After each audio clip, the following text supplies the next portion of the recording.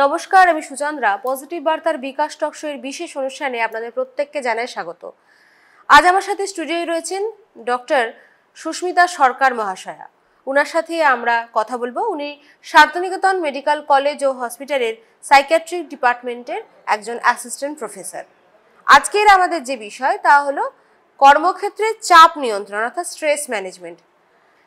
এটি আজকের দিনে খুবই একটি গুরুত্বপূর্ণ বিষয়, কারণ সকলেরই জীবনে একটা শব্দ চাপ, এই চাপ শব্দটা কিন্তু কিছুতেই আমাদের পিছু ছাড়ে না। সেই বিষয়টি নিয়েই আজকের আমাদের আলোচনা, এবং সাইকিয়াট্রিস্ট কি ভাবছেন সেই বিষয় নিয়ে আমরা কথা বলবো, জানবো, শুনবো ওনার মতামত, এবং উনি যে পরামর্শ দেবেন সেই পরামর্শ অনুযায়ী আমরা আমাদের জীবনকে চালিয়ে নিয়ে যাব। নমস্কার ম্যাডাম। ম্যাডাম, প্রথমে যেটা জানতে চাইছি যে আপনার পজিটিভ বার্তায় এসে কেমন লাগছে?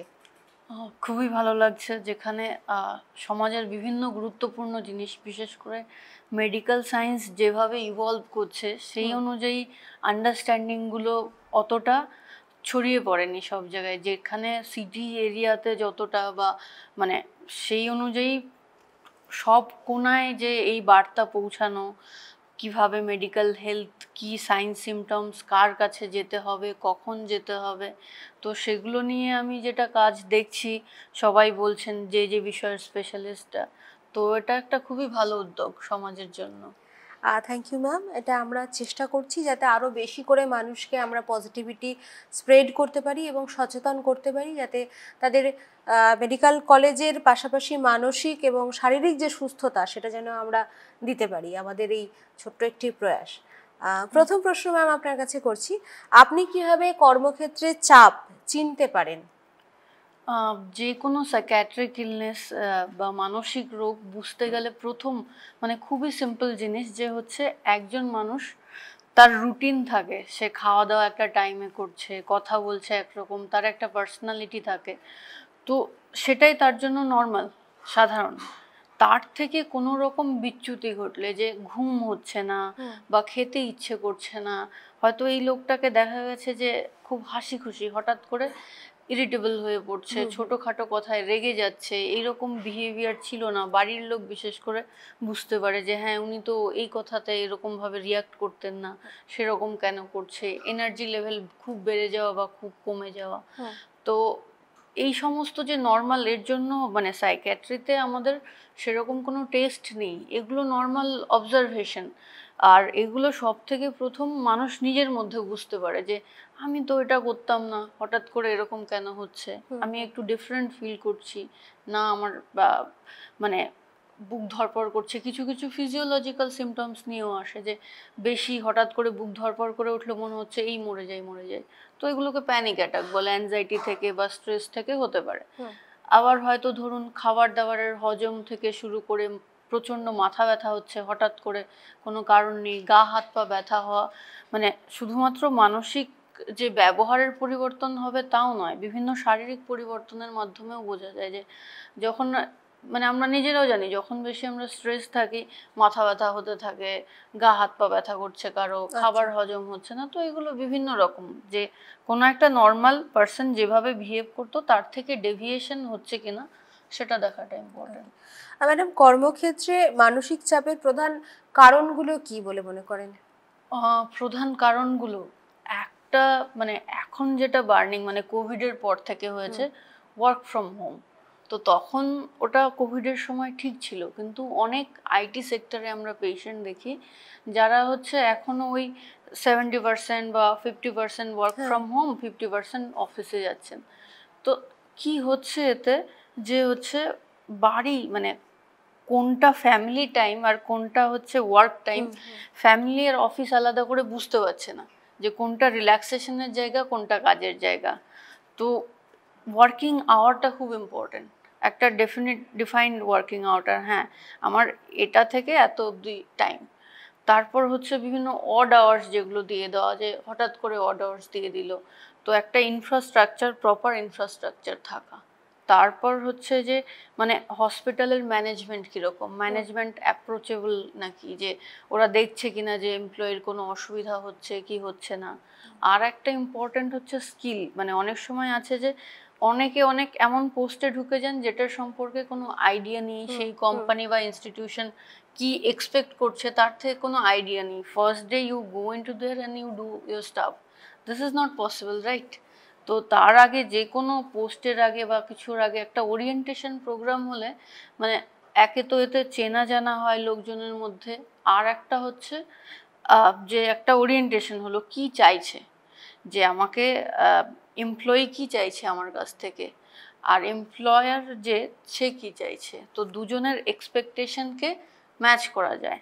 আর একটা জিনিস হচ্ছে ওয়ার্কিং এনভায়রনমেন্টে কতটা মানে লেজার পিরিয়ড আছে, কি অ্যাক্টিভিটি হচ্ছে, sanitary things are very important, মানে মেয়েদের ক্ষেত্রে বিশেষ করে স্যানিটেশনের ব্যবস্থা আছে কিনা, প্রপার ওয়াশরুম ডিফারেন্ট আছে কিনা, তো এইগুলো দিয়ে হচ্ছে স্যালারি আর হচ্ছে গ্যাপ, এইগুলো যে ডিউটি আওয়ার স্যালারি গ্যাপ, তো এইগুলো বিভিন্ন কোম্পানি বা কোনো ইনস্টিটিউশনের মানে এক একটা পার্ট এক একভাবে ভূমিকা রাখে। ম্যাডাম, স্ট্রেস এটা আমাদের যে মানসিক এবং শারীরিক স্বাস্থ্যে কিভাবে প্রভাব ফেলে? মারাত্মক প্রভাব ফেলে, মানে এটা শুধুমাত্র মানসিক নয়, শারীরিক প্রভাবও প্রচুর ফেলে। মানসিক প্রভাবের ক্ষেত্রে যদি দেখুন, ব্রেন একটা সময় অবধি আমাদের বডি চেষ্টা করে ওটার সঙ্গে অ্যাডাপ্ট করার জন্য।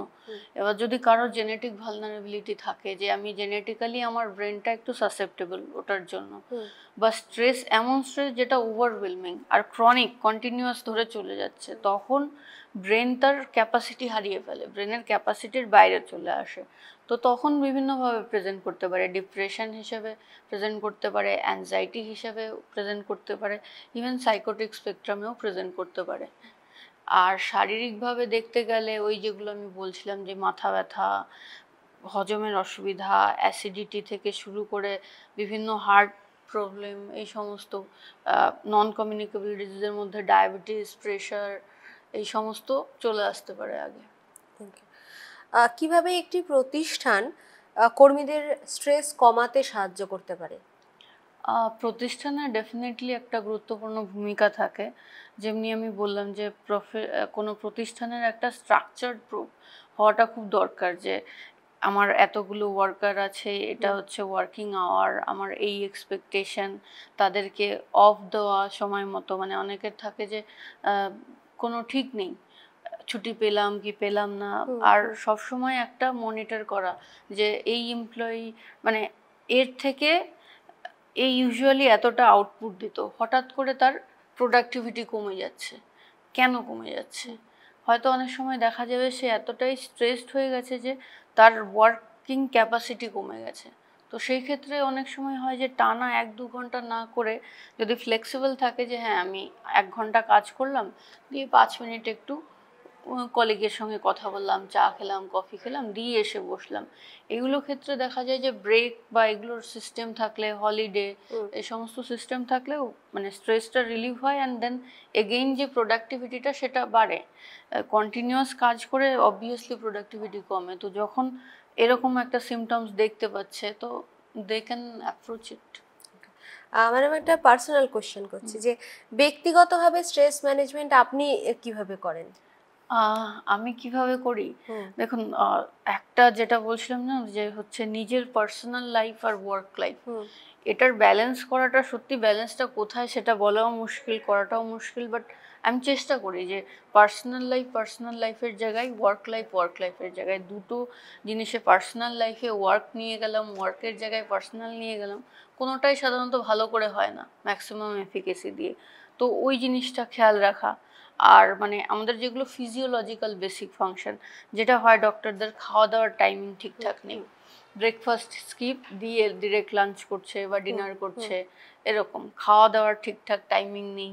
তারপর হচ্ছে রেগুলার এক্সারসাইজ, বা হচ্ছে মানে অ্যাটলিস্ট 30 মিনিট ব্রিস্ক ওয়াক বা কোনো রকম ফিজিক্যাল অ্যাক্টিভিটি আমাদের খুবই কম, ম্যাক্সিমাম বসে থাকা। তো ফিজিক্যাল অ্যাক্টিভিটি আমি করার চেষ্টা করি, আদার জিমে যাওয়া পসিবল হলে যাই, নয়তো ওয়াক করে নিলাম, মর্নিং ওয়াক বা ইভিনিং ওয়াক সেরকম।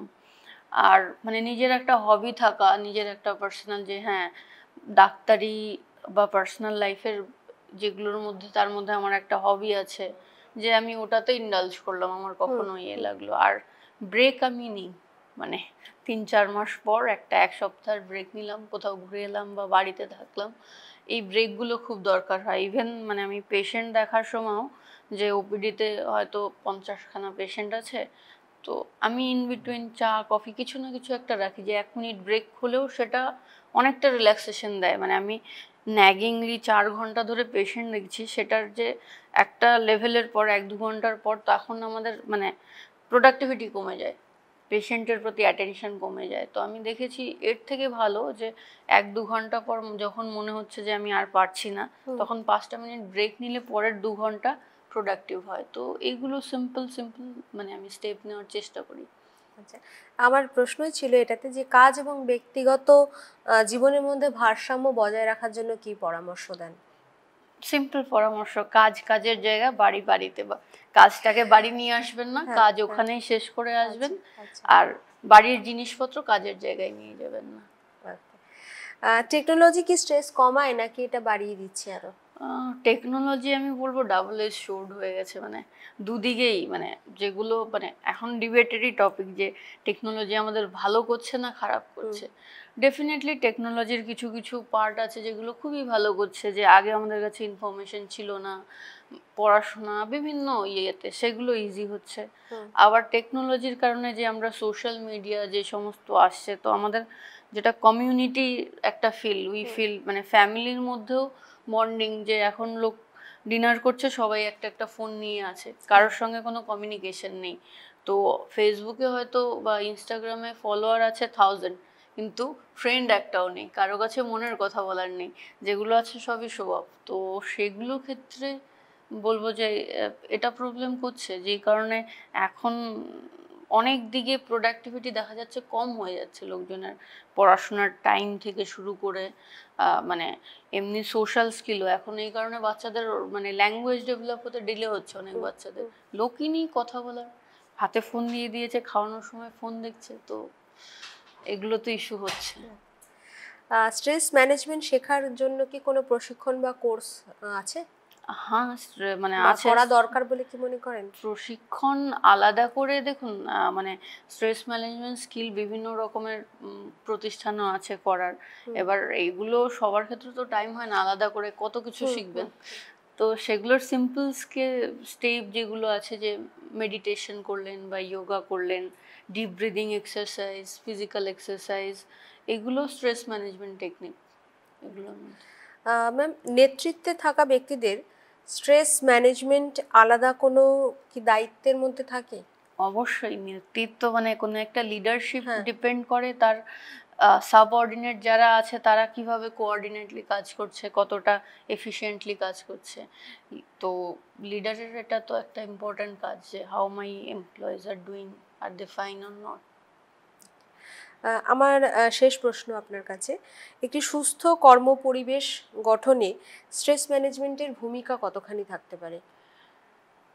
অনেকটাই ভূমিকা, কারণ যেটা হচ্ছে যে এখন যেই সিচুয়েশনগুলো সবাই মোটামুটি ডিমান্ডিং কাজ করে, যতটা ডিমান্ড আছে তার মানে সবসময় টার্গেট যে বেসড কাজগুলো, it's always demanding to us. তো সেই ক্ষেত্রে সেই জিনিসপত্রগুলোকে কোপ আপ করার জন্য আর কন্টিনিউয়াস যে কম্পিটিশন, এটা বেড়ে যাচ্ছে। যে কোনো স্ট্রিমে আপনি যান, দেখবেন যে 10 বছর আগে যেটা ছিল এখন সেটা নেই, কম্পিটিশন বেড়ে যাচ্ছে, ডিমান্ড বেড়ে যাচ্ছে।